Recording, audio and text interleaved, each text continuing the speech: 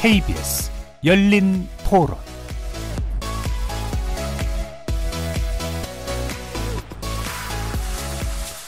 안녕하십니까. KBS 열린 토론 정준희입니다.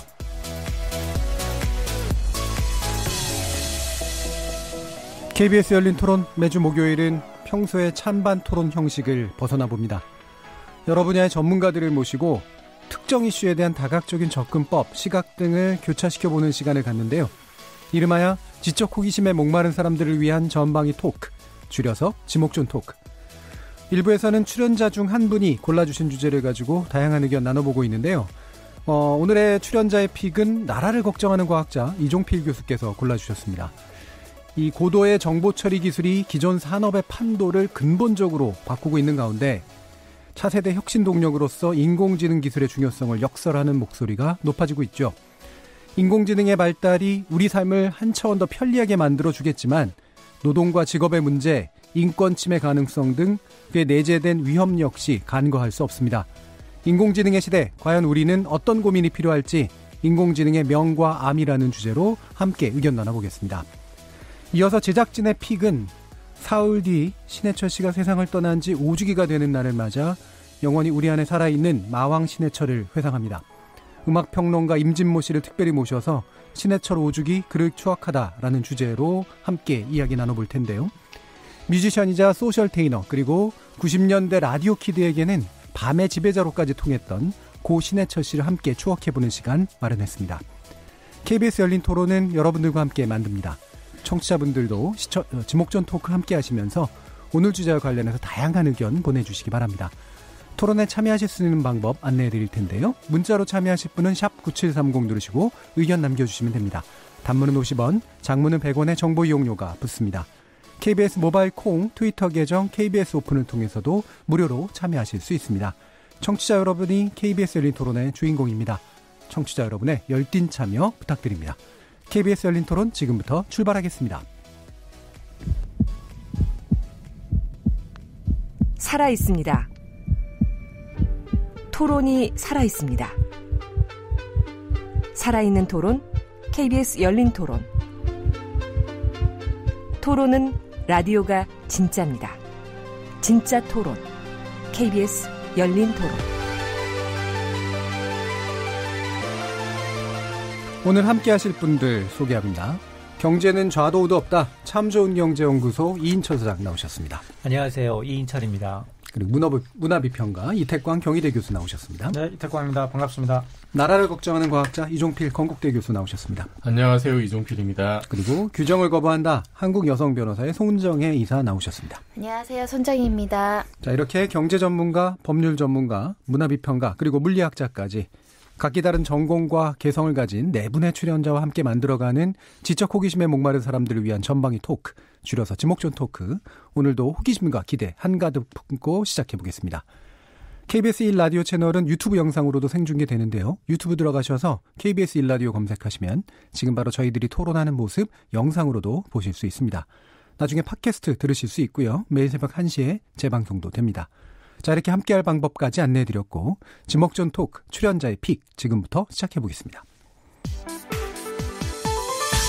KBS 열린 토론. 이세돌하고 같이 했었을 때 그때 알파고가 이겼잖아요. 그런 거 봤을 때 인공지능이 정말 대단하다. 이런 거 앞으로는 정말 세상이 어떻게 바뀔까. 무서울 수도 있겠다. 이런 생각은 해봤어요. 전자레인지나 가스나 그런 거 끄는 거를 기계가 하신댔잖아요. 사실 제가 하고 나왔으면은 제가 확실하게 알 수 있는 건데 기계의 오작동에 대한 게 좀 불안한 것 같아요. AI를 통해서 막 자율주행차 이런 것도 많이 하잖아요. 근데 막 기술이 발전하고 있는데 너무 자율주행에 맡기다 보면 어쩔 수 없이 일어난 사고가 발생했을 때 다친 사람은 대체 누구한테 책임을 물어야 되냐. 운전자의 책임이냐, 자율운전 주행차를 만드는 회사의 책임이냐, 뭐 이런 문제도 발생할 것 같아서. 인공지능이 결과를 내리면 그게 꼭 정답인 것처럼 여론몰이나 이런 것들이 갈 수 있을 것 같아서 조금 더 걱정이 되는 건 있어요, 사실. 고민을 할 필요가 없을 것 같아요. 많이 생각하지 않아도 알아서 결정해 주니까 이런 사고할 능력이 필요 없을 것 같습니다. 사람이 직접 해야 되는데 사람을 고용을 안 해도 될 것이고 기계적으로 딱딱 연산에 의해서 바로 정의가 나올 것 같으니까 그런 부분은 좀 편리하거나 그럴 것 같습니다. 예전에 만화로 봤던 사이보그 같은 이런 식으로 해서 딱딱 떨어지는 인간미가 없어질 거고 당연히 사람이 해야 될 일을 기계가 하니까 일자리도 없어질 것이고 그러지 않을까 싶습니다. 자, 인공지능에 관련된 여러분들의 이야기 들어봤는데요. 오늘 주제는 이종필 교수께서 선택하셨습니다. 지금 이 시점에 인공지능 왜 얘기해야 될까요? 최근에 좀 논란이 됐던 게 이제 인공지능이 합성한 동영상, 가짜 동영상이죠. 뭐 오바마 대통령이라든지 이제 이런 유명인들의 뭐 말하는 모습을 그대로 흉내를 내서 억양 표정까지 뭐 굉장히 참 충격적이었고 저게 나쁜 마음을 먹은 사람들이 악용하기 시작하면 어떻게 될까? 우리나라에 지금 이제 뭐 가짜뉴스 이런 게 또 상당히 좀 논란이 있잖아요. 그리고 최근 들어서 유튜브 같은 동영상 매체를 이용한 어떤 뭐 검색이라든지 이런 게 굉장히 급증하고 있는 추세인데 거기에 이제 이런 영상들이 막 깔리기 시작하면 어떻게 될까 그 생각이 갑자기 좀 들었어요. 그래서 이건 이제 한 사례일 뿐인데 인공지능 기술이 이제 우리 일상생활에 이렇게 들어오기 시작하면서 미처 예상하지 못했던 이런 좀 문제들이 또 생겨날 수도 있고 조금 더 넓혀보면 사실 과학기술이 발전해온 역사를 보면은 항상 이게 좀 기존 질서하고 이렇게 좀 긴장관계를 형성하면서 또 발전해온 거기서 또 이제 부딪히는 문제들. 그렇죠. 이게 또 사실은 좀 갈등을 야기하게 됐고 슬기롭게 대처하지 못하면은 좀 오히려 인류에게 좀 해가 될 수도 있는 이제 이런 문제들이 많이 생겨왔기 때문에 좀 새로운 신기술 또 과학기술이 이게 이제 등장할 때마다 우리가 좀 어려워하지 말고 관심을 가지고 어떻게 사회랑 새로운 관계를 맺어야 될까. 이거를 한 번쯤 다 같이 고민해봤으면 좋겠다 싶어서 이 주제를 정했습니다. 큰 것으로 보면 결국 이제 과학기술의 발달과 이제 그 기존 사회의 어떤 기성사회의 가치라든가 질서가 충돌을 일으키는 그런 측면들에 일단 주목을 하신 거네요. 아까 말씀하셨던 이제 딥페이크 기술 같은 게 이제 우리 함께 논의해봐야 될 주요한 이유인 것 같은데 다른 분들은 인공지능 문제 어떤 계기로 좀 뭐 이렇게 주목을 하셨다든가 관심을 가지게 되셨나요? 저는 번역이에요, 번역. 인공지능이 앞으로 발전하면은 상당히 이제 진척될 분야 중에 하나가 번역이 아닌가 싶고 제가 또 뭐 문화적인 어떤 그런 측면에서 번역에 대해서도 생각을 많이 해봤기 때문에 관심 깊게 봐왔는데 사실 구글 번역기의 어떤 수준이 이런 것들이 과거에 비해서 정말 굉장히 많이 발전했거든요. 근데 저는 이제 인공지능이 있는 게 번역 분야에서는 물론 번역가는 사라지지 않겠냐 이렇게 걱정하시는 분도 계시는데 저는 오히려 더 번역가의 역할이 커질 거라고 저는 생각하고 많은 분들이 생각하는 것과 좀 다른 어떤 상황이 번역 분야에서 일어날 수 있다고 봅니다. 뭐냐 그러면 사실 우리가 이제 외국어를 배우려고 그러면 사실 한 10년 정도는 제대로 해야지 배울 수 있는데 사실 번역기를 이용하면요. 아주 언어에 대한 기초적인 것만 이해하더라도 사실 한 10년 정도 그 지역에 가서 못지않게 책을 읽는다든가 이런 걸 할 수가 있어요, 사실은. 그래서 이제 물론 이제 거기에 대한 기초적인 어떤 능력들을 쌓는 그런 시간들을 줄일 수가 있는 거죠. 언어를 습득하는 방식도 줄어들 수가 있고. 그러니까 언어가 사라진다기보다 공통 언어가 갑자기 나타나가 모든 개별 언어가 사라지는 게 아니라 그 개별 언어의 각자의 그런 부분들이 좀 인공지능화 된다면 훨씬 습득하기가 용이해진다는 거예요. 그러면 우리 교육 과정도 바뀔 것이고 번역의 어떤 질이라든가 이런 것들이 훨씬 더 높아지지 않을까. 그래서 그런 측면에서 본다면 번역에서는 인공지능이 도입되면 훨씬 더 쾌적한 삶을 누릴 수 있지 않을까. 지금도 상당히 예전에 비해서 쾌적해졌어요. 제가 중국어를 잘 모르기 때문에 특히 지금 바뀐 간체 이런 건 제가 읽을 수가 없기 때문에 제가 한문 공부는 했지만 근데 이제 그런 것은 최근에 이제 갖고 있는 최전 인공지능 응용화 아주 초보적 단계지만 아직까지는 그 정도만 있더라도 가서 여행하는 제 어려움이 없거든요. 또 심지어는 지금 여행 같은 디자인도 사실 내가 전혀 모르는 어떤 지역에 도착해도 그와 관련된 어떤 그런 루트 설계를 하면 심지어는 거기에 있는 로컬 버스 지번까지 다 알려주고 뭐 이런 게 있단 말이에요. 그런 것들도 사실은 인공지능화 된다면 훨씬 편리해질 수 있는 그런 부분이죠. 물론 부정적인 요소도 있겠지만 저는 역설적으로 말하면 그런 편리성들이 인공지능에 대한 어떤 그런 장벽들 또는 뭔가 거부감들을 조금 낮춰줄 수 있을 것이다. 그리고 잘 활용만 한다면 훨씬 더 편리한 삶으로 나갈 수 있지 않을까. 물론 이제 그것이 여러 가지 이제 직업적 변화 이런 걸 초래할 수가 여기 지금 계시는 의정필 교수님 제외하고는 세 분, 우리 세 지금은 사라질 가능성이 크죠. 변호사, 교수, 경제분석가 사라질 수 있어요. 이게 지금 예측하고 있는 사라지는 직업 중에 지금 속해 있던데 뭐 어떻게 될지는 잘 모르겠어요, 저도. 제가 알파고 할 때 알파고만 이제 문제가 아니라 우리 법조계에서 많이 안 알려졌는데 알파로 대회가 있어요. 실제로 했는데 12팀이 참가했는데 상위 3그룹 1등이 일반인과 알파로의 경합이 1등을 했어요. 그래서 사실은 아직 뭐 알파로의 기술이 굉장히 발달했다 이렇게 이야기하기 어려운 수준일 수도 있는데 그게 좀 법조계에서는 조금 굉장히 충격적이었고요. 이게 세계 대회도 또 있어요. 얼마 전에 일본에서 우리나라 팀이 1등했어요. 그러니까 우리가 거의 세계 최고의 그 기술력을 갖고 있다라고 보시면 될 것 같은데 그래서 변호사들이 긴장하고 있긴 합니다. 실제로 변호사와 AI가 같이 있었던 팀과 변호사가 아닌 일반인과 AI가 팀을 이뤘는데 특히 주관식이 중요하잖아요. 근데 AI가 이야기해 준 걸 대충 서술어 주어 맞춰가지고 썼는데 더 좋은 점수를 맞았다는 거예요. 그러니까 이 기술 발전에 따라서 변호사라는 직군은 상당히 위기의식을 가져야 된다라는 생각을 한번 해봤고요.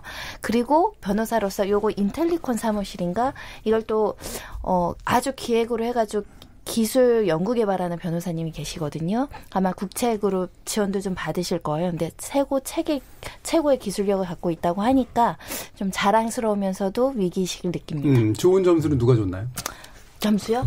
변호사가 줬죠. 사람이 줬죠. 그러니까 결국은 사람이 평가를 하는 것인데 나중에는 이 기술이 더 발달하면 사실은 뭐 기술이 기술을 평가하거나 기술이 인간을 평가하는 시대가 오지 않을까. 그 단계까지 가겠죠. 알파고 같은 경우는 이제 바둑은 명확하게 승패가 나오는데 이제 그 부분은 아직까지는 판단은 사람이 하고 있는데 주관식, 객관식을 했는데 객관식은 좀 명확한데 주관식은 일단 법조인들이 다수의 심사위원들이 판단을 했는데 1등을 줬다고 하니 도대체 뭘 가지고 있는 것인가, 판례를 얼마나 외우고 있지, 뭐 이런 생각을 하고 있죠. 이인철 소장님. 사실 기자 분야도 굉장히 특화된 분야로 생각을 하는데 지금 사실은 쓰고 있어요. 일부 이제 인공지능 로봇이 진행을 하거나 단순 기사로 이제 AP 연합통신의 것을 받아서 외신을 뭐 육하 원칙에 의해서 정리하거나 이러면 정확성 면에서 오탈자 면에서 뭐 완벽하겠죠. 뭐 과거의 통계를 바탕으로 해서 그러니까 로직을. 근데 말씀하신 것처럼 그 뭐 여러 가지 직업군 가운데 가장 많이 없어지면 이제 위험스러운 군들 중에 이런 기자나 아나운서, 진행자도 포함이 돼 있습니다. 근데 이런 논의가 이게 보니까 물론 뭐 알파고를 통해서 우리는 급격하게 일반인들도 인공지능이라는 기술이 굉장히 우리 생활에 밀접하게 와 있고 일정 부분 인간을 추월하는 부분이 있구나를 인정하는 계기가 됐는데 사실 영화 속에서는 그 이전부터 계속 있어 왔어요. 설마 화면을 통해서 투명한 화면을 돌려가면서 펜을 돌려가면서 얘기하고 말하고 하는 것들이 멀리 이제 뭐 우주에 있는 먼 곳까지 전달되고 이런 것들이 사실 그런 기술의 일환인데 사실 이 기술을 거슬러 올라가게 되면 1940년대부터 인공지능이라는 기술의 어떤 모태가 될 수 있는 영역들, 단순히 그때는 이제 학문적으로 뭐 수학이면 수학, 철학이면 철학, 공학이면 공학, 굉장히 뭐 어떤 기술, 데이터를 누적해서 게임의 승리라거나 아니면은 어떤 정리를 증명하거나 이런 단순 계산이 시작이 되어 왔는데 뭐 급격하게 이제 그게 이제 시너지를 내서 각 분야로 아까 얘기했던 자율주행이라든가 아니면은 뭐 인공지능, 사물 인터넷, 빅데이터와 같은 여러 가지 이제 융합을 통해서 새로운 기술을 또 습득하고 또 이걸 통해서 새로운 이제 직업을 만들어내고 이러면서 나타나고 있는 앞서 얘기했던 것처럼 뭐 일자리 문제라든가 딥페이크와 같은 이제 부작용이 나타나고 있으니까 이제 과학기술과 어떤 이런 인공지능이 결합을 해서 사업을 발달하면 장단점이 분명히 있는데 지금은 초창기니까 이제 그런 부분에 대해서 앞서 이제 인터뷰에서 나왔던 것처럼 어떤 분은 단순히 이제 인간은 사고할 필요가 없이 기계가 다 해준다고 한다면 기계가 정말 알아서 그 로직의 우선순위를 이제 자율주행차가 사고 났어요. 앞에는 인간이 있고 이제 로봇이 있는데 자동차가 있는데 누구의 피해를 줄일 것인가를 판단할 때 자기 스스로 인간이 아니라 로봇 쪽으로 기운다면 이건 굉장히 큰 문제가 될 수도 있겠다. 이런 생각을 해봤습니다. 지금 뭐 번역에 관련된 문제, 그다음에 기사 쓰기 문제, 그다음에 이제 법률적으로 기존에 판례 분석한다거나 뭐 이런 식의 문제들에 이미 영향을 끼치고 있는 부분들이 이제 나왔는데요.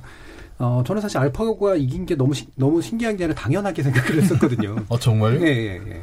그때는 그렇게 생각한 사람이 거의 0.1% 다만 자존심은 상할 수 있으나 저는 언젠가는 당연히 올 거라고 생각을 했고 이게 이를테면 굳이 이런 비유를 쓰는 게 좋을지 모르겠지만 이미 자동차가 우리보다 빨리 달리기 시작했는데 그러니까 몇 가지 확실히 로직화됐거나 이렇게 알고리즘 명확한 그런 식의 것들을 연산해낼 수 있는 거는 당연히 이제 금방 앞설 수 있다라고 생각을 했거든요. 이세돌에 대한 믿음이 약하셨던 거 아니에요? 이세돌 바둑 잘 모르시죠? 바둑을 모르죠. 왜냐면 이게 이제 데이터가 굉장히 큰 상태고 저는 그게 이제 결국은 연산의 문제라고 생각을 하기 때문에 그것 역시. 근데 결론적으로 보면 이세돌만 이제 한 번이라도 알파고를 이겼잖아요. 그 기록은 깨지지 않고 있는 거죠. 그렇죠. 그래서 그게 이제 그 최후가 되겠죠. 저는 그 이세돌과의 알파고 대국이 분명히 이제 알고리즘과 관련된 AI와 관련된 그런 홍보 효과는 있었지만 그 좀 잘못된 편견도 좀 심어줬다고 봐요.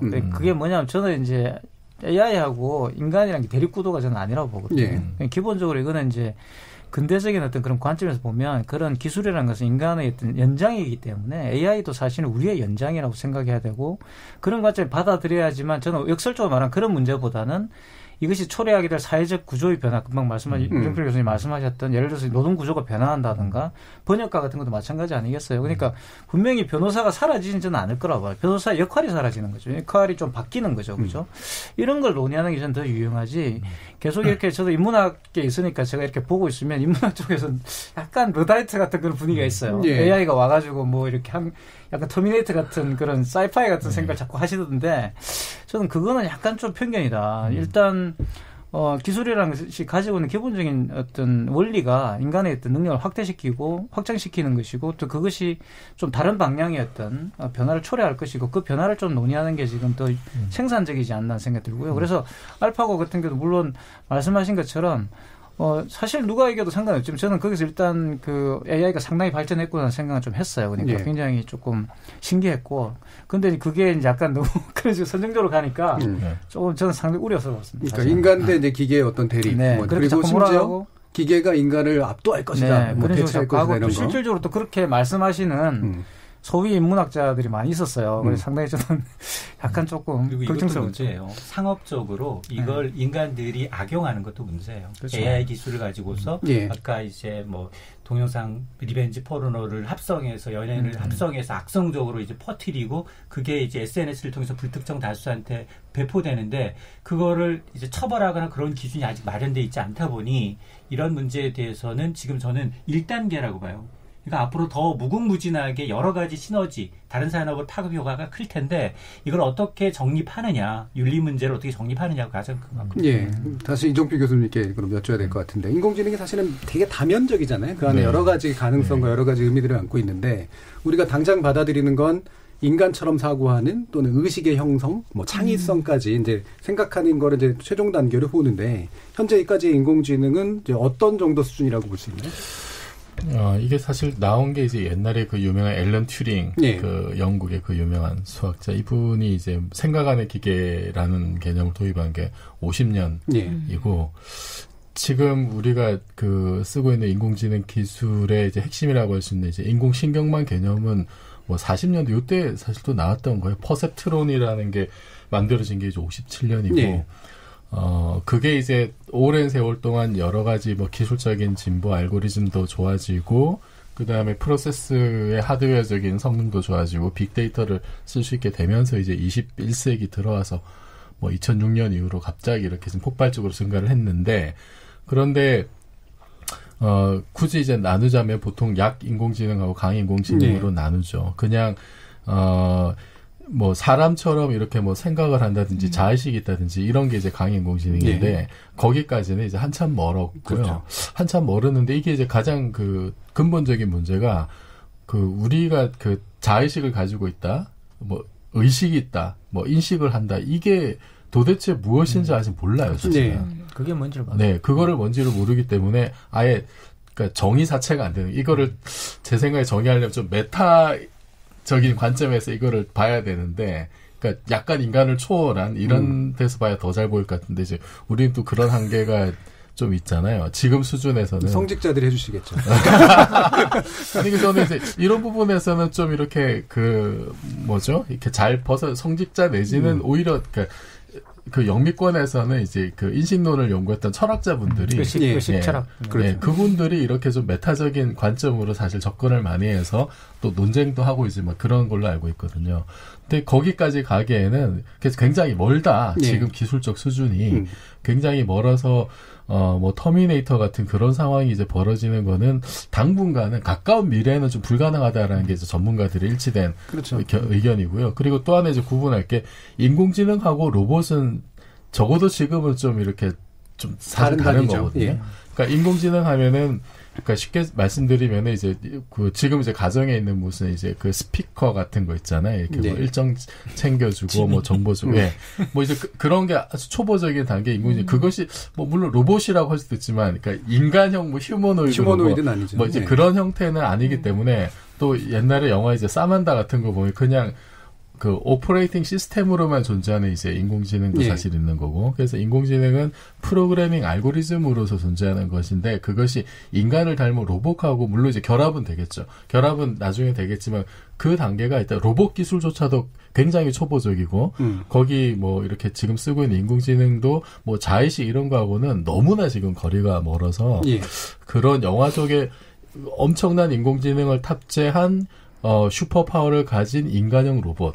요거까지는 참 몇 단계를 거쳐야 된다고 보시면 됩니다. 그러니까 계속 뭔가 이렇게 차원을 달리하는 어떤 단계로까지 나가는 데는 사실 굉장히 먼 거라서 지금 현재는 말씀처럼 약 인공지능 단계에서 하지만 그래도 굉장히 중요한 변화가 일어나고 있는 거죠. 그렇죠. 뭐 사실 알파고 이제 얘기가 나왔는데 저는 이세돌 구단에 대한 팬심과 그 특유의 흔들기.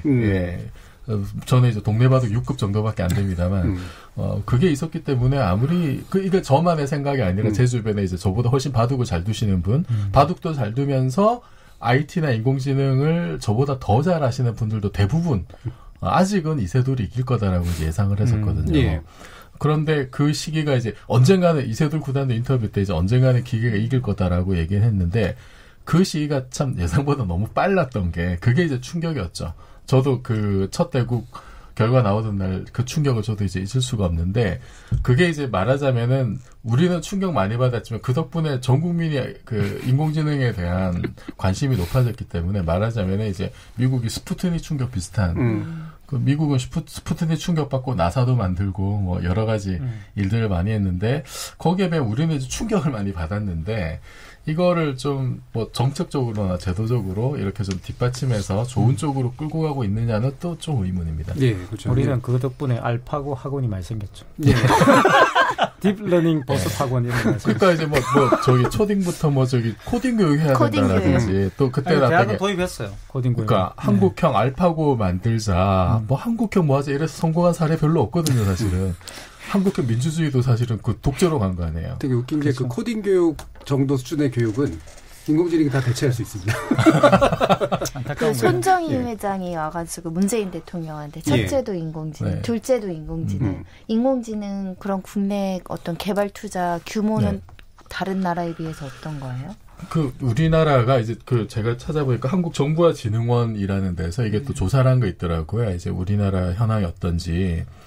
그 학술적으로 이제 논문이나 이런 거는 굉장히 지금 처진대요. 그러니까 뭐 미국이나 이런 데서는 뭐 1년에 몇천 편, 유럽은 10,000건 넘게 나오는데 우리나라는 1,000편 정도, 전 세계에서 한 3% 정도라고 해서 학술 논문과 그다음에 국제학회에서의 여러 가지 이제 참여 이런 거는 좀 미흡한 수준인데 근데 이게 이제 우리나라가 이런 거죠. 야구도 보면은 저변은 일본보다는 적지만 국가대표를 모아놓으면 할만하잖아요. 그러니까 국가대표급 몇몇 기술들은 꽤 괜찮아요. 그래서 뭐 이제 객체 인식 기술이라든지 그다음에 뭐 이제 음성 관련된 거 그 기계 언어 번역한다든지 이런 거는 꽤 쓸만한 수준이라고 해요. 그래서 번역기도 구글 번역기 말고 자국 번역기 쓰는 나라가 몇 개 안 되는데 중국, 러시아, 한국 정도고 그리고 뭐 시각 데이터 문답 정확도도 상당히 높은 편이고, 뭐, 음성인식 기술, 이것도 이제, 뭐, 뭐 쓸만한 기술이라고 합니다. 근데 이게 이제 대표 선수급들은 이렇게 이제 우리나라에서 1등하는 기술들은 뭐 무슨 대회 나가서 보면은 상당히 이제 뭐 근접하고는 있지만 뭐 미국의 뭐 1.8년 뭐 2년이지 이 정도긴 한데 스타트업에 투자되는 돈 같은 경우는 우리나라가 뭐 최근에 전체 다 해서 1년에 뭐 한 1,000억 원대 정도인데 미국 같으면 뭐 한 6조 원 뭐 스타트업 기업 수도 인공지능 관련된 뭐 벤처 기업 수도 지금 뭐 150여 개 정도 전체 그 벤처 엔진 스타트업의 뭐 한 1% 내외 정도라서 아직 이게 전면적으로 이렇게 좀 되고 있진 않은 것 같아요. 예. 네. 그 인공지능 기술의 뭐 도입은 여러 가지 뭐 우리가 대부분은 음성 인식해가지고 노래 틀어주고 이런 거로 이제 경험을 하긴 합니다만 그 AI 면접관이라고 하는 게 또 있어요. 이게 저는 주목이 되는 게 이게 평가 체계 안으로 들어가는 경우라서 작년에 이제 소프트뱅크 제가 방문했을 때 그 면접하는 걸 보여주고 막 이러더라고요. 인천 선생님 이게 우리나라에서도 좀 진행이 되고 있나요? 맞습니다. 지금 그 우리나라는 사실 블라인드 면접이라고 해서 아예 이제 출신 성별이며 학교 성적 빼고 정말 직무 성향만 보자라는 게 공공기관부터 2017년 적용이 됐어요. 근데 그거는 AI가 면접을 하는 건 아니고 그렇죠. 단지 면접관 사람 앞에서 정말로 추진 성분을 보지 않고 실제로 어떤 정보에 적합한지를 보는 거고 그런데 이 AI 정말로 이제는 24시간 구애받지 않고 집에 있으면서도 컴퓨터와 스피커 모니터만 있으면 이제 24시간 볼 수 있는 AI 면접이 지금 전국적으로 170개 기업이 올해 이미 AI 면접을 실시를 하고 있습니다. 일종의 스크리닝 정도인가요, 그러면? 걸러낸 수준? 예. 그러니까 결론적으로 보면 아직까지는 사실은 그 AI가 이제 뭐 통과했다고 해서 최종 결정권자가 아니고 서류 전형 단계에 있거나 그러니까 워낙 지금은 경쟁률이 심하거든요. 일반 대기업의 경우는 보통 몇백 대 1이에요. 수백 대 1의 경쟁률이다 보니까 그 추려지는 수준이고 그리고 1시간 정도 면접을 하는데 그중에 물론 이제 질문에 대해서 답하면 정답이 있는 것도 있지만 절반 정도는 답이 없다고 합니다. 그럼 왜 그러냐? 그거는 정말 무의식 속에 숨겨진 지원자의 어떤 성향 같은 걸 파악을 해야 되고 그래야지 어떤 사고방식 행동의 패턴을 읽어서 이 사람이 이 지원자가 합격했을 경우 우리 이제 부서에 어떤 업무를 맡을지 이에 대한 이제 판단 기준을 책정하는 거기 때문에 그런 이제 시도를 한다고 하는 거고 그나마 아직은 이제 보조 정도로 앞서 이제 서류 전형이든 아니면 면접 전이든 추가하는 단계에서 비용을 좀 줄이는 측면에서 하고 있지만 근데 이게 굉장히 보편화되면 하는 사람 입장에서도 나는 이제 군수도 출신도 아니고 나는 정당하게 내 직무에 대해서만 이제 평가를 받는 거기 때문에 하는 사람의 만족도는 굉장히 높다고 합니다. 이 역술가가 들어오는 것보다는 낫다라고. 실제로 역술가가 들어왔었어요. 옛날에 그래서 엄청 많았다고 하더라고요. 네. 저희 90년대까지만 하더라도 모 회장은 옆에다가 역술가를 두고서 면접을 봤어요. 실질적으로. 그런데 그런 사람들의 스크리닝하는 건 이 사람이 조직에 순응할 것인가를 보는 거예요. 그 사람이 굉장히 학력이 좋고 엘리트고 해외 유학하고 그건 별로예요. 근데 이 사람이 와서 조직의 문화를 깨트리지 않고 순응할 것인가를 본다라고 들었거든요. 그러니까 간접적으로 직간접적으로 대기업의 경우에는 상당히 이런 이제 이런 쪽에 좀 기대했던 것들이 굉장히 컸습니다. 주먹구 경력이네. 어떻게 사람을 거기가 세계 1위 기업이에요. 알고 있죠. 누군지 아는데 참 안타깝습니다. 아니 근데 저도 이제 그 뉴스를 봤는데 지금 이제 안면 인식 기술 같은 게 굉장히 또 발전을 하면 얼굴만 보고 예를 들어서 뭐 질병이 잠재 있다라든지 아니면 뭐 쟤는 범죄형이라든지 지금 이런 것도 지금 상관관계를 보고 막 이제 있거든요. 이게 기술이 좀 더 발전하면은 그럼 기업이 이제 면접을 보는데 얘는 범죄형이야. 얘는 언제 죽을지 몰라. 막 이제 이런 굉장히 민감한 정보들까지도 기업이 다 가져갈 수가 있는 거잖아요. 그러니까 하나 장점을 보자면은 사실 본인도 모르는 직무 적합성이 있을 수 있거든요. 그런 거는 이렇게 참 좋을 것 같은데 미처 내가 알지 못했던 나의 어떤 재능 이런 걸 기계가 알아봐주면 얼마나 좋겠어요. 그런데 그것만 지금 빠져나가는 게 아니라 다른 모든 나와 관련된 사실 그런 정보들이 다 취합이 되면은 굉장히 지금 기분이 나쁠 것 같아요. 근데 안면인식으로 질병과 성격과 막 능력 이런 게 평가가 될까요? 그게 이제 그 시도를 하고 있는 것 중에 이제 DNA에 뭐 이제 이런 거랑 연결을 시켜가지고 질병은 충분히 가능할 것 같아요. 옛날에 이제 의사들이 제일 먼저 한 게 관형 찰색이라 그러잖아요. 이게 진맥하기 전에 얼굴 색깔이나 이런 것만 보고 이제 얘가 무슨 병이 있다는 걸 알아내는데 요즘은 그거를 이제 굉장히 많은 빅데이터에서 가능한 거죠. 이게 일상 데이터가 있고 물론 이게 직접적인 인과관계는 모르더라도 그 엄청난 데이터에 대한 상관관계로 이제 추정을 하는 거죠. 그런 시도들을 이제 하고 있다 그러더라고요. 예전에 그 모나리자 그 화면 분석해가지고 모나리자의 그 되게 그 미묘한 그 미소가 일종의 약간 근육경련이나 뭐 이런 거하고 연관성이 있을 거다라는 그런 추측까지 하는 그런 연구들도 있더라고요. 실제로 이제 어플 가운데는 현재 내 사진을 찍으면 내 사진이 노화되는 과정을 보여줘요. 이제 중간 세대, 청춘 시대, 노년 시대에 보여주면서 어떻게 노화될지를 해주는 어플들이 있어요, 실제로. 구글 아트에 보면 이것도 AI 같은데 빅데이터에 기반한 구글이 만든 그 구글 아트라는 게 있는데요. 거기에 보시면 이렇게 셀카를 찍으시면 셀피를 찍으시면 명화에 있는 얼굴하고 본인을 일치시켜서 보여줘요. 예. 저도 봤습니다. 그렇게 찾는 방법도 있고. 근데 그것도 처음에는 굉장히 정확했는데 이제 항의를 했어요. 몇몇 이제 이것도 역시 윤리적인 문제죠. 기술적으로 찾다 보니까 근데 왜냐하면 그게 명화에 대부분 이제 아시아인들이 서양인으로 표시되는 문제가 생겨가지고 약간 부정확하게 만들었다 그러더라고요. 그래서 이제 약간 조금 다르게 나오는데 예전에 좀 그런 게 많이 있었다고. 특히 이제 그 흑인을 찍었는데 흑인이 이제 고릴라 형상으로 나왔잖아요. 그렇죠. 그래서 문제가 됐던 거예요. 그래서 지금 약간 부정확하게 만들었다 그러는데 그런 문제가 생길 수가 있는 거죠. 그래서 인공지능 관련해 생길 수 있는 문제가 얘가 너무 잘해서 생길 수 있는 문제가 있어요. 그렇죠. 그게 이제 뭐 인권 침해 문제라든지 아까 얘기했던 뭐 정보의 집중 문제라든지 뭐 조금 더 나가면 이제 킬링 로봇의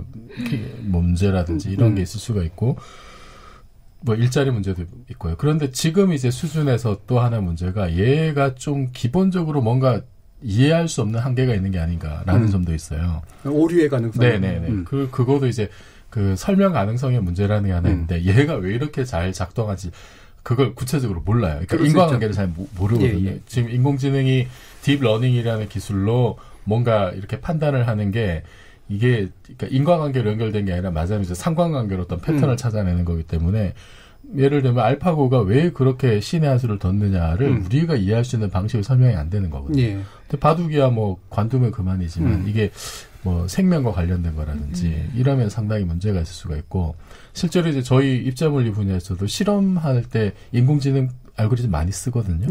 그런데 그 뭐 입자 검출기에 아주 미세한 변화를 줬을 때 그게 인공지능에게는 굉장히 좀 치명적인 오류로 나타나는데 인간은 이해할 수 없는 그러니까 인간 수준에서 그걸 알 수 없는 이제 이런 결과들이 나올 수 있어요. 실제로 뭐 저 고양이 사진에 픽셀을 몇 개 바꿨는데 인간은 그거를 알아차지 못하고 얘는 여전히 고양이야. 그런데 인공지능은 고양이가 아니라 예를 들어서 뭐 브로콜리로 이해한다든지 그렇죠. 여전히 좀 이런 문제들이 있어서 그러면은 이 취약점을 잘 아는 사람들이 이걸 악용했을 때 이제 어떤 일들이 벌어질까? 그렇죠.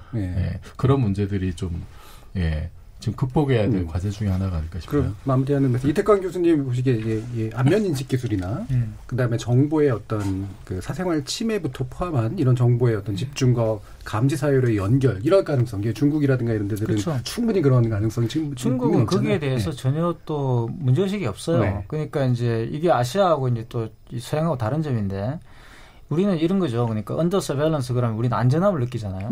우리는 CCTV가 있으니까 안전하고 이렇게 생각하는데 서양은 그렇지 않잖아요. 그게 프라이버시 침해고 이제 이렇게 가는 건데 그래서 저는 그런 빨리 기술의 발전과 더불어서 그런 윤리적인 문제 이런 게 논의가 돼야 된다고 봐요. 그렇죠. 그게 말씀하신 과학자들과 또 인문학자들이 다, 또 법학자들이 다 참여하는 이 문제 대처하기 위한 어떤 대책위원회 같은 게 있어야 되는 거고 너무 늦지 않게 빨리 만들어야 되는 거 아닌가 생각이 듭니다. 자, 그럼 지금까지 토로크를 진행하는 동안 청취자들이 또 보내주시는 의견 몇 가지 들어보죠. 정의진 문자캐스터. 네, 안녕하십니까. 문자캐스터 정의진입니다. 인공지능의 명과 암이란 주제로 청취자 여러분이 보내주신 문자 소개해드리겠습니다. 먼저 콩 아이디 9555님. 기술이 발전하는 만큼 인간이 더 큰 책임감을 느껴야 한다고 봅니다. 콩 아이디 3546님. 인공지능 시대, 앞으로는 함께 해야 할 시대라고 봅니다. 인공지능 역시 가진 자들에게 참 이로운 기술입니다. 일자리 문제도 제조업같이 상대적으로 저임금 분야에 종사하는 분들이 상실감과 박탈감의 대상이 되고 있다고 생각합니다. 콩아이디 이중우님. 우리는 인간이 인공지능보다 똑똑하다고 생각하면서 한편으론 인공지능이 내린 결정을 인간이 평가하려는 오류를 범하곤 합니다. 인공지능 아직은 별거 아닙니다. 인간이 더 셉니다. 콩아이디 1197님. 사람이 먼저라고 생각합니다. 인공지능 발전은 속도보다 인류의 행복이라는 방향을 더 소중하게 여겨야 할 것 같아요. 라고 보내주셨습니다. 네, KBS 열린 토론. 지금 방송을 듣고 계신 청취자 모두가 시민 농객입니다. 문자는 샵 9730번으로 참여하실 수 있고요. 단문은 50원, 장문은 100원의 정보 이용료가 붙습니다. KBS 콩, 트위터 계정 KBS 오픈을 통해서도 무료로 참여하실 수 있습니다. 청취자 여러분들의 날카로운 시선과 의견 기다립니다. 지금까지 문자캐스터 정의진이었습니다. 예, 청취자들 의견 좀 들어봤고요. 여전히 보니까 인간과 기계의 어떤 대립 가능성 문제 이런 거에 또 많이들 집중을 하시는 것 같습니다. 자, 그럼 오늘은 아쉽지만 손정혜 변호사님이 일단 1부까지 해서 여기서 먼저 인사를 드려야 될 것 같네요. 다음 주에 뵙겠습니다. 안녕히 계세요. 청취자들의 직접 참여로 이어지는 KBS 열린 토론. 청취자들의 의견을 받아봤고요. 기술은 단지 이제 고삐 풀린 망아지가 아니라 우리 사회의 가치 체계와 맞물려서 진화해가는 우리 삶의 한 형식이 아닐까 싶습니다. 늦지 않게 윤리적 테두리를 만들어주는 것이 굉장히 중요해 보입니다. 지목전 토크 출연자의 픽 여기서 마무리하겠습니다. 여러분께서는 KBS 열린 토론과 함께하고 계십니다.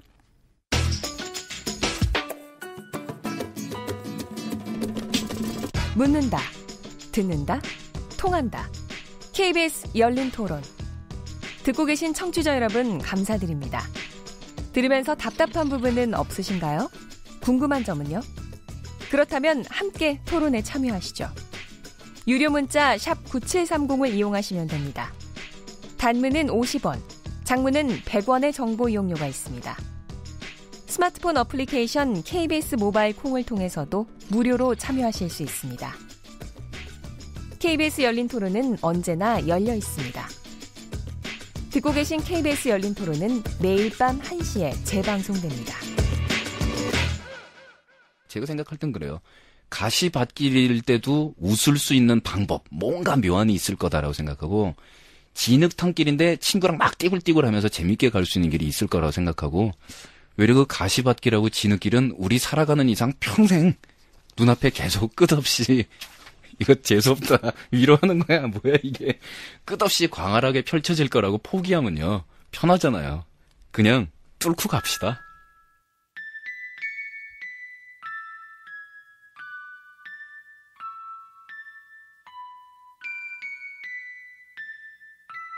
신해철 하면 생각나는 게, 저는 무한궤도 노래 아직도 많이 듣고 있어요. 그대에게 대학가요제에서 불렀던 그 노래. 어디 토크쇼나 어디 이렇게 좀 생각 있는 발언하는 게 남자로서도 멋있고 존경스럽고. 좀 깬 사람이었다고 생각을 하고, 자기 주장과 생각이 오히려 또렷해서 백분 토론이나 이런 데도 나오셨던 것 같아요. 되게 용기 있었다고 생각을 하거든요. 음악적으로도 뭔가 좋은 영향을 끼쳤다고 생각하고, 나라라 병아리? 얄리 그거 들어봤고, 애니메이션 주제가 불렀던 거는 기억나요. 그리고 뭐 라디오 방송? 대학교 선배가 그 방송을 되게 즐겨 듣긴 했는데, 사회 부조리 뭐 이런 거에 대해서 비판하고 그랬던 걸로 말씀하시더라고요. 그 시대에 또 살아있는 지식인이었고, 또 말씀도 워낙 잘하시고, 청년들이나 그 사회 이런 관련된 얘기를 또 바른 말씀을 많이 하시고, 노래도 지금까지도 잘 듣고 있습니다. 네, 인형이 기사도 좋아했고요.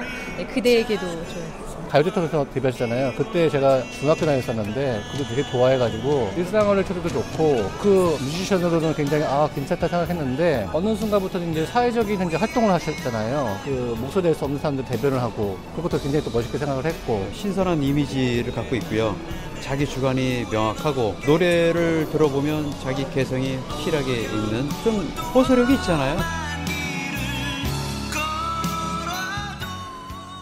두 번째 지목전 토크 시작해보겠습니다. 지적 호기심에 목마른 사람들을 위한 전방위 토크. 두 번째 주제는 신해철 5주기 글을 기억 추억하다입니다.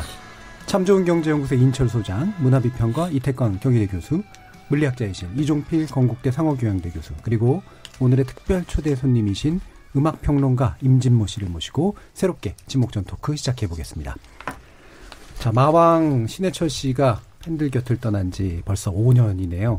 사흘 뒤 10월 27일이 기일인데, 우리 임진모 평론가님은 우리 신해철 씨하고 뭐 각별한 관계였다고 들었는데 맞습니까?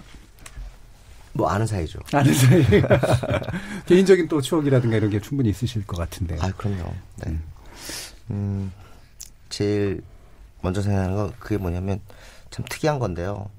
그 사람을 이렇게 만났을 때, 분명히 저보다 나이가 미치잖아요. 근데 한 번도 신해철을 만나면서 동생이다, 후배다 그런 생각이 안 들고 예. 꼭 거의 동료, 심지어는 약간 위 같은 느낌. 그래서 제가 한번 얘기한 적이 있어요. 살아있을 때. 해철 씨, 왜 해철 씨를 보면 동생 같지 않고 이렇게 같은 친구 같지? 그랬더니 저한테 뭐라는지 아세요? 형이 뭐 잘못한 게 많으니까 그렇겠지. 임진모 평론가님의 문제였던 건가요? 그런 말을 들으셨을 때 어떠셨어요? 글쎄 다른 사람이 그렇게 얘기하면 좀 오해 소지가 있을 수 있는데 있고. 예. 근데 신해철은 너무 당연하게 생각되고 그랬어요. 항상 그렇게 얘기하고 근데 그럼에도 불구하고 그냥 참 이렇게 사람이 따뜻했어요. 그런 참 되게 중요한 포인트인 것 같아요. 뭔가 이렇게 찌르듯하게 말을 하는데 네. 보통 사람이 얘기하면은 되게 기분 나쁠 말들인데 이 사람이 얘기하니까 귀를 기울이게 되는 뭐 이런 측면들이 있었던 것 같아요. 워딩 선택이 시간이 좀 걸리는 스타일이었어요. 막 얘기하는 것 같은데 꽤 고민해서 한 단어 한 단어 고른다는 생각이 그 고스트 네이션이나 그런 그 라디오 진행할 때 저는 그렇게 느꼈습니다. 그냥 이렇게 생각나서 그냥 막 하는 이야기가 아니라 사실은 오래 지켜보고 뭔가 이렇게 생각한 결과로 한 이야기들 이런 건 것 같다라는 건데 다른 분들도 신해철 씨 곡들 되게 좋아하실 테고 아마 각자의 추억들이 좀 있으실 것 같은데 특히 뭐 지금 이제 이때가 때인 만큼 굉장히 많은 기억들이 있으실 것 같아요. 유정필 교수님은 어떻게 기억하세요? 저는 역시 그대에게 대학가요제. 네. 그때 제가 고등학생이었는데요. 제 주변의 그 여고생들이 너무 신해철을 좋아해서 참 아주 기분 나빴다. 네. 아니, 신해철이 도대체 누구길래 그러고 봤더니 참 노래도 잘하고 저는 이제 음악은 전혀 모르는 사람입니다만 그럼에도 보니까 야 뭔가 새롭고 노래도 되게 잘하는 것 같고 얼굴도 잘생긴 데다가 말도 잘하고 나랑 비교가 안 되겠구나. 그래서 괜히 기분 나빴던 기억이 아직도. 네. 이준철 선생님 어떠세요? 아마 지금은 이렇게 이제 오디션 프로그램이 굉장히 이제 유행하잖아요. 예. 각 프로그램마다 있고 뭐 장르별로. 근데 당시 1980년대는 이렇게 가수로 데뷔하는 게 당시는 무슨 레코드사에서 키우든가 작곡가님이 키우든가 아니면 강변가요제 아니면 대학가요제. 여기는 양대 라이벌이었어요. 80년대 뭐 이선희 씨를 비롯해서 담다디 불렀던 이상은 씨, 뭐 첫눈이 내린다고 이정석 씨 이런 분들이 다 여기 나왔는데 여기 출신들이 대부분 그 당해 연도에 나와서 신인가요제 내지는 대상까지 막 받아가는 10대 가수를 거의 휩쓰는 그리고 지금까지도 굉장히 롱런하는 가수들이에요. 근데 신해철 씨는 기억이 나는 게 그대에게 대상 받고 아마 팔짝팔짝 뛰면서 엄마 나 상 받았어 뭐 이런 게 지금 아직도 영상이 기억이 남아요. 그러니까 그 당시 봤을 때는 대학생이 굉장히 좀 뭐랄까 그룹으로 나오게 되면 자기네 학교 내지는 다른 학교 친한 친구들끼리 이제 인적 관계를 통해서 그룹을 통해서 나와서 하게 되는데 당시에는 보면 그냥 평범한 대학생이다 이런 생각을 했는데 나중에 보면 이 사람의 활동 영역은 굉장히 다양해요. 뭐 물론 뭐 대부분 이제 진행하면 DJ도 하게 되고 모든 곡은 자기 스스로 쓰는 작사 작곡도 하고 뭐 그룹도 했다가 헤비 락부터 했다가 컴퓨터 음악 했다가 발라드 했다가 전 분야를 다 휩쓸었을 뿐만이 아니라 그리고는 저는 앞서 이제 임진모 선생님이랑 같이 100분 토론도 이제 같이 나갔었죠. 근데 가수가 토론에 나가서 얘기할 게 많지가 않아요. 근데 거기에 가수의 시대 이슈가 아니야. 뭐 간통죄라든가 굉장히 좀 뭐랄까 내가 한쪽으로 성향을 드러내면 사회적으로 지탄을 받을 만한 이슈에 대해서 정확하게 자기 의사를 표현합니다. 근데 이런 것들을 보니까 사이버 모욕, 당시에 이제 굉장히 자기의 성향을 드러냈던 것들이 그다음에 이라크 파병 반대, 그리고 뭐 공교육, 뭐 그다음에 게임 중독, 뭐 이런 것들이에요. 그러니까 이런 것들은 정말 그 분야의 전문가가 아니면 토론을 하거나 자기의 의견을 밝히기가 굉장히 꺼리는 건데 불구하고 굉장히 만물 박사구나 이런 느낌이 좀 개인적으로 받았어요. 이 문화비평가로서 이태근 교수님 또 특별한 면 있으실 것 같은데. 일단 개인적으로는 그대가 가장 충격적인 곡이었어요. 제가 이제 그때가 제가 대학교 2학년인가 3학년인가 그랬던 것 같고 그래서 뭐 우연히 그냥 길에 가다가 그 노래를 들었는데 처음에 무슨 이렇게 애니메이션 주제곡인 줄 알았죠. 신서사이저 전주나 이런 것 때문에. 근데 그때 또 한참 대학가에서 신서사이저가 유행할 때였어요. 그래서 이제 그걸 활용해서 희한한 노래를 불렀더라고요. 그래서 일단 그게 좀 충격을 받았고 그리고 또 개인적으로 그 노래 가사도 되게 좋았고 제가 한동안 노래방 가서 항상 부르던 노래였고 끝날 무렵에 노래도 길잖아요, 그죠? 근데 제 개인적으로 이제 굉장히 음반을 그러니까 이제 신해철의 음반을 산 건 넥스트입니다. 넥스트가 제가 아마 군대 갔다 와가지고 보니까 도시인 앨범 나왔는데 아마 그 리턴 오브 넥스트인가 그거였을 거예요. 그게 정말 제가 굉장히 좋아하는 곡이고 제가 프로그레시브 락을 좋아하는데 하여튼 그게 굉장히 좋았어요. 제가 이제 그래서 정말 이런 음악이 한국에 나온다는 거냐 이렇게 생각을 했는데 이제 그 뒤로 음악적 평가가 별로 안 좋았죠. 근데 어쨌든 그 많은 어떤 시기별로 기억하는 신해철이 다르지 않을까 하는데 저는 일단 넥스트의 신해철입니다. 예. 자, 이렇게 신해철 씨 음악을 빼놓고 얘기할 수 없기 때문에요.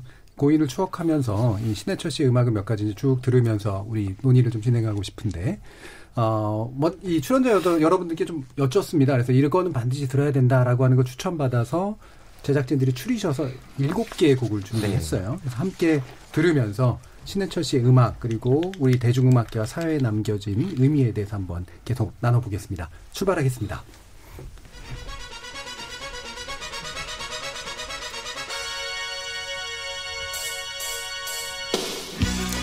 예, 그대에게 음악들 많이들 얘기해 주셨고 좀 전주까지 나오는데 저는 스타워즈 같은 느낌 들고 막 그랬었거든요.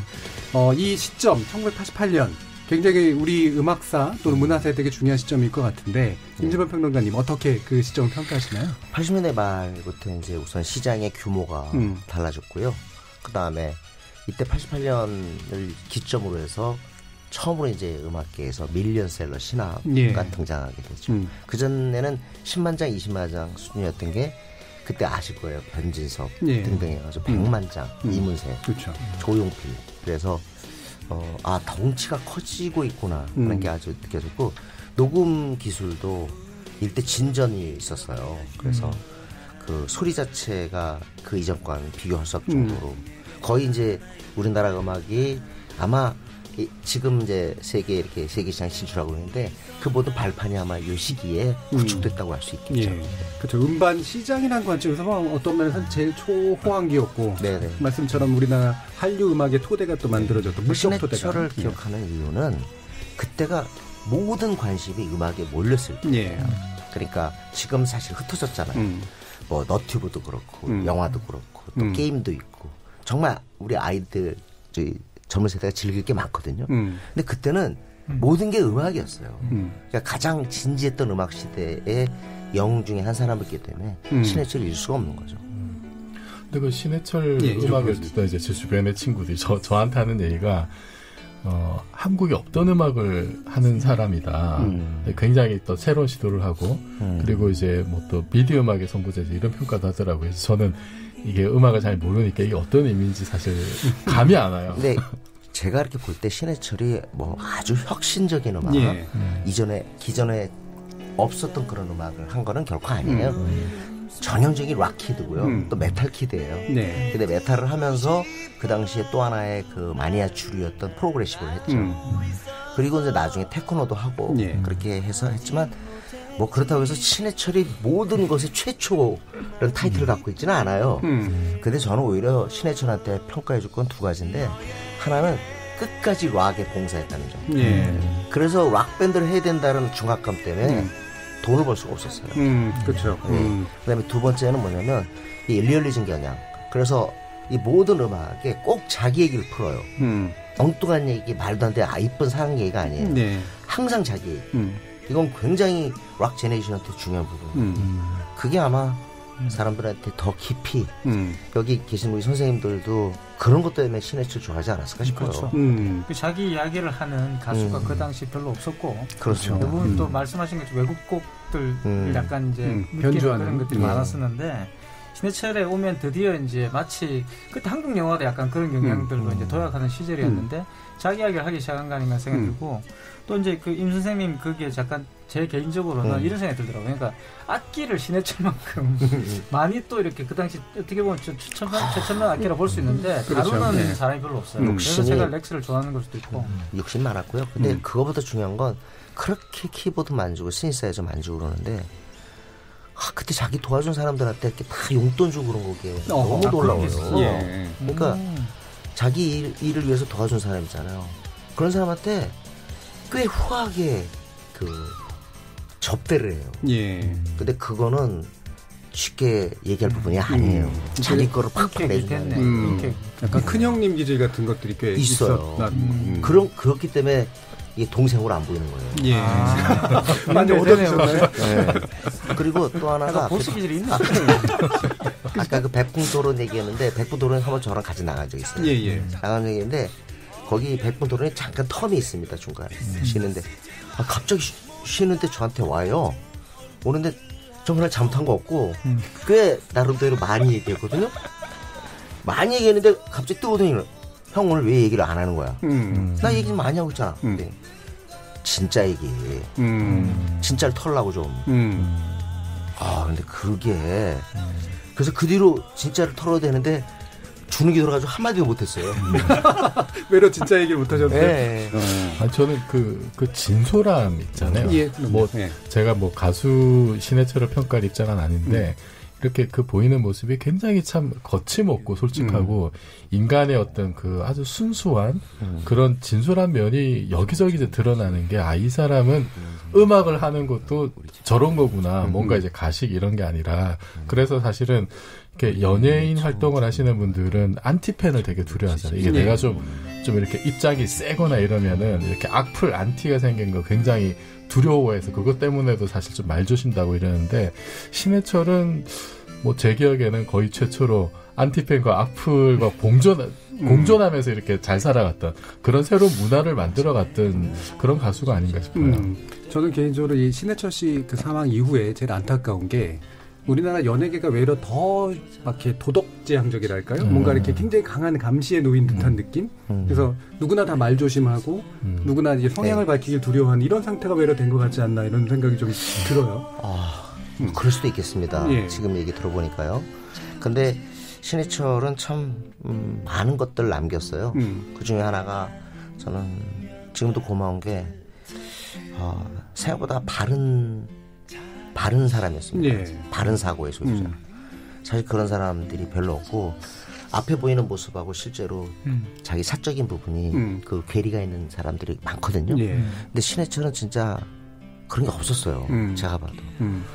그리고 무엇보다 우리 시대에 사라져가고 있는 이 진실, 그런 어떤 바른 태도, 이런 것들한테 경종을 울렸다고 생각해요. 예. 실제로 제 주변의 뮤지션들은 해철 때문에 나도 다시 한번 내 자신을 돌이켜봤다. 그렇게 얘기를 하거든요. 말씀처럼 이렇게 근본적인 문제에 대해서 올바르고 도덕적이기보다 왜 겉보이기를 그냥 도덕적이어 보이는 상태 이런 것들이 되게 많잖아요. 그렇죠. 그러니까 포장된 겸손이나 이런 것들이 사실 연예계에는 있어요.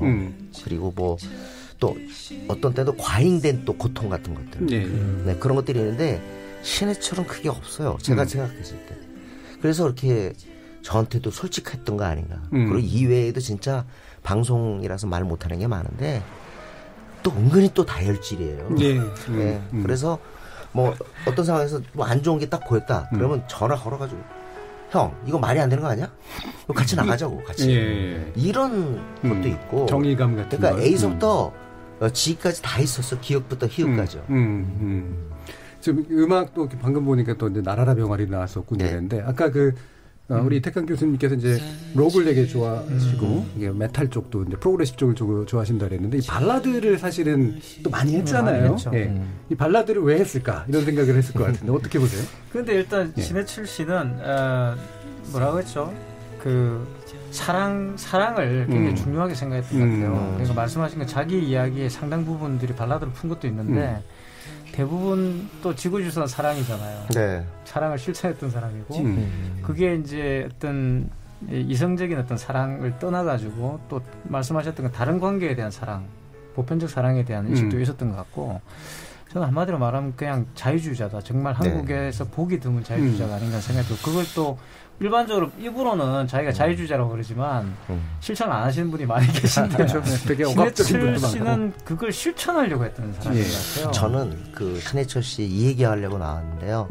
자기 곤맘 때쯤 돼도 소셜 테이너에 대한 일반인의 시각이 그렇게 따뜻하지 않았어요. 음악이나 잘해. 그렇죠. 이렇게 떠들고 다녀. 경거망동한다 그러고. 그리고 무슨 정책이라고 그래. 음악이나 잘하라고 이런 얘기가 있었어요. 근데 그거는 신해철 음악을 잘 안 들어보고 하는 얘기예요. 실제로 신해철이 대단한 거는 굉장히 음악을 잘하면서 사회적 입장을 견진다는 거예요. 이게 완벽해야 돼. 이게 존 레논이죠 뭐. 존 레논이 음악을 못했으면 우리가 뭘 기억을 하겠어요. 근데 해철 음악이 예를 들자면 그 영화 정글 스토리의 음악 만든 것도 봐봐요. 정말 아티스트예요. 입으로 떠들고 어떤 자기 입장을 갖다 이렇게 개진하고 이런 거 이전에 아주 훌륭한 음악을 만든 사람이에요. 그렇기 때문에 그런 자신이 있었지 않았을까 싶고. 아니 좋은 예술 만든 사람이 그 다음에 꼭 얘기 안 하라는 법 없지 않습니까? 예. 그 신해철 씨 같은 경우는 대학가요제 시작해서 또 솔로로 하다가 또 넥스트 밴드도 결성하고 또 중간에 또 영국에 가가지고 또 잠깐 공부도 해서 와서 음악도 바꾸고 그랬잖아요. 사실은 경로. 사실은 아이돌이었어 거의. 생긴 것도 아이돌이죠. 아이돌이었는데 이제 이 사람이 이 파고다 락 세대의 마지막 인물이라고. 파고다 락 세대. 그러다 보니까 나는 락을 해야 돼. 난 밴드 해야 된다고. 이게 가난으로 가는 지름길이에요. 그렇죠. 그래서 그 잘 됐을 때 다시 또 넥스트를 결성하고 그렇게 끝까지 락 음악 또 밴드 음악에 봉사한 거죠. 사실 그때 저는 알았어요. 이런 게 신해철이니까 이렇게 하지. 누가 하겠어요. 그러니까 우리나라에서 사실은 락을 한다 그리고 밴드를 한다는 건 말씀처럼 가난해지는 지름길이고. 그건 안 해본 사람 몰라요. 진짜 이건 건방진 얘기인데 저도 모르는 거예요. 직접 해봐야. 근데 신해철 씨 같은 경우는 또 이제 현실주의적인 측면도 저는 있었다고 봐요. 그러니까 이제 발라드 같은 것도 만들고 돈을 벌어서 또 이제 실험적인 걸 하시고 이렇게 했던 것 같아요. 그건 이태광 선생님 얘기가 맞아요. 근데 이것도 있어요. 락이나 메탈, 프로그레시브는요 좀 중심이 자기한테 있어요. 근데 발라드는 듣는 사람한테 명확하게 가사를 전달하는 거예요. 왜 발라드가 많을 수밖에 없냐면 자기가 하는 얘기를 사람들이 들어줬으면 하는 거예요. 발라드는 정확히 들리잖아요.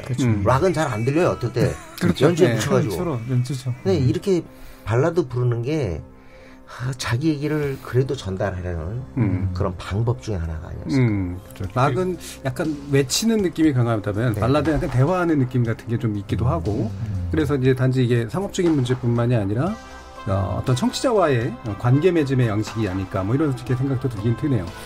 그리고 또 아까 이태광님께서 자유 얘기하셨는데 그거 맞아요. 사실 음악하는 사람들은 자유 때문에 아주 공부하는 이유가 자유를 찾아서 거잖아요. 교실에서. 근데 그 자유 찾는 게 그렇게 힘들어요. 결국 해철도 자유인이었지만 자유를 얻기 위한 투쟁 속에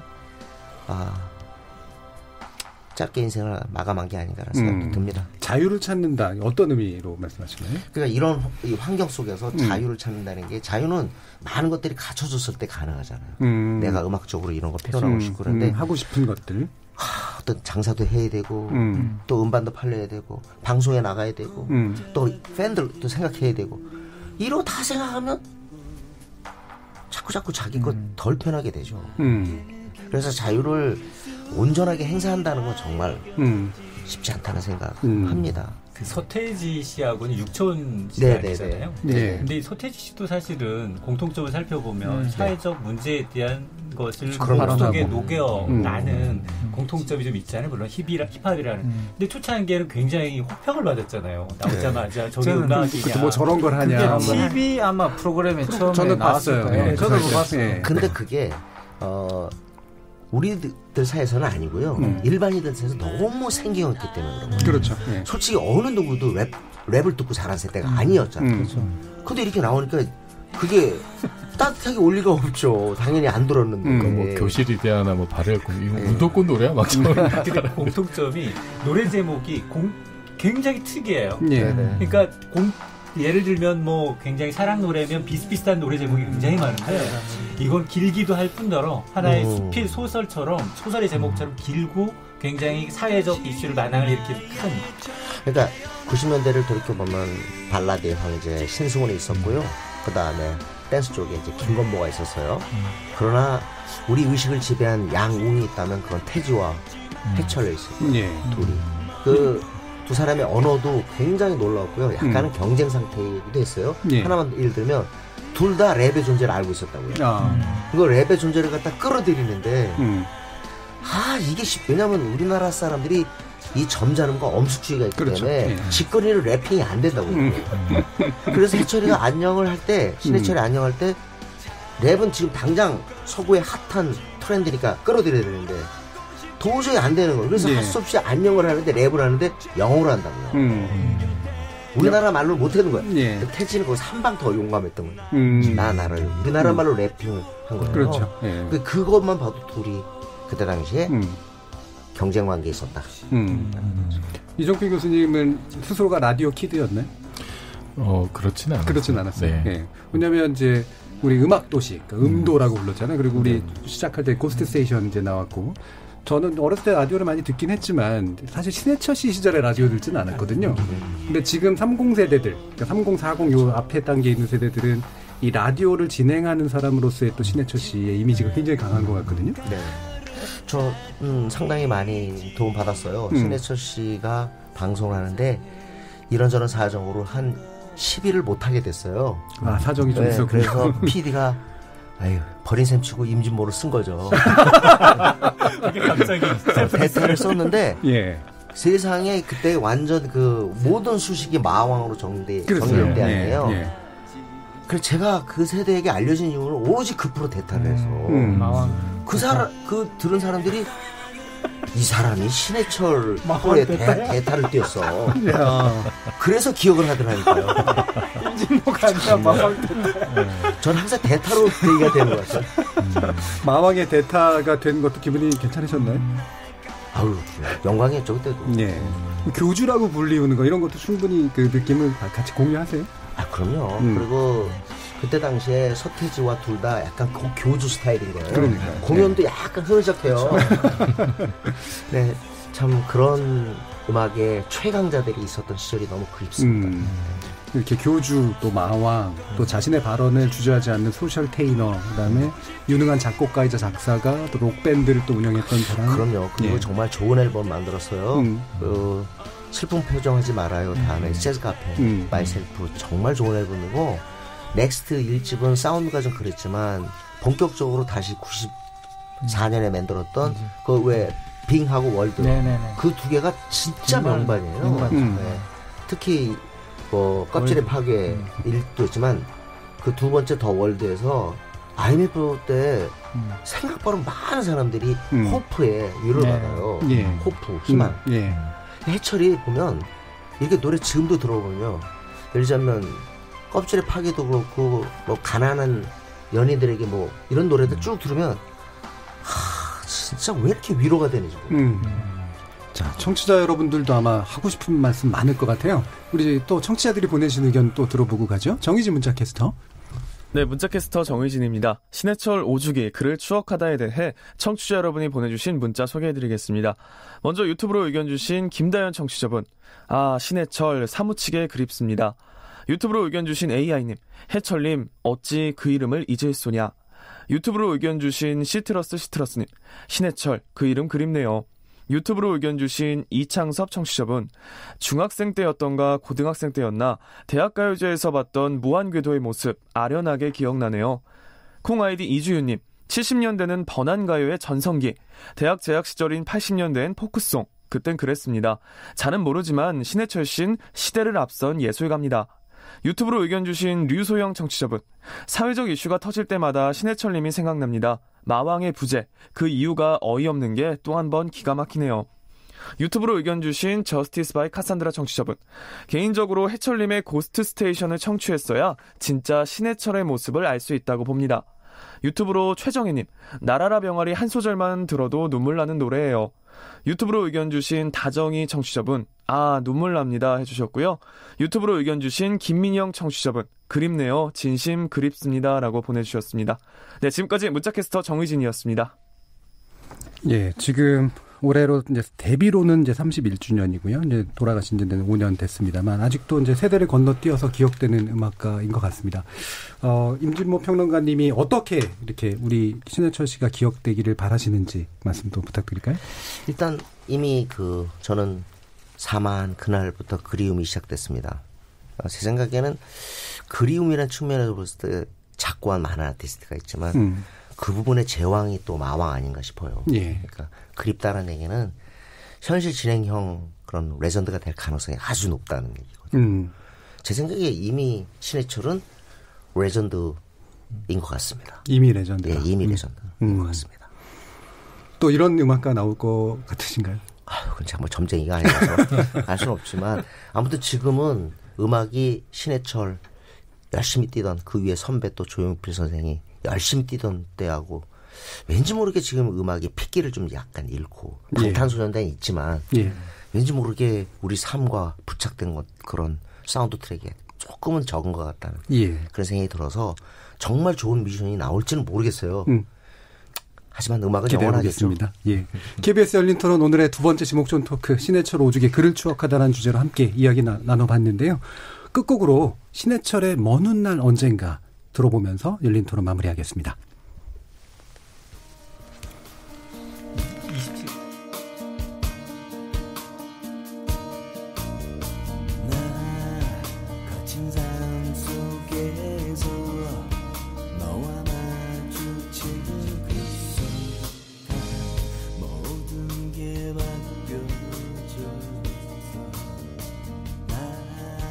표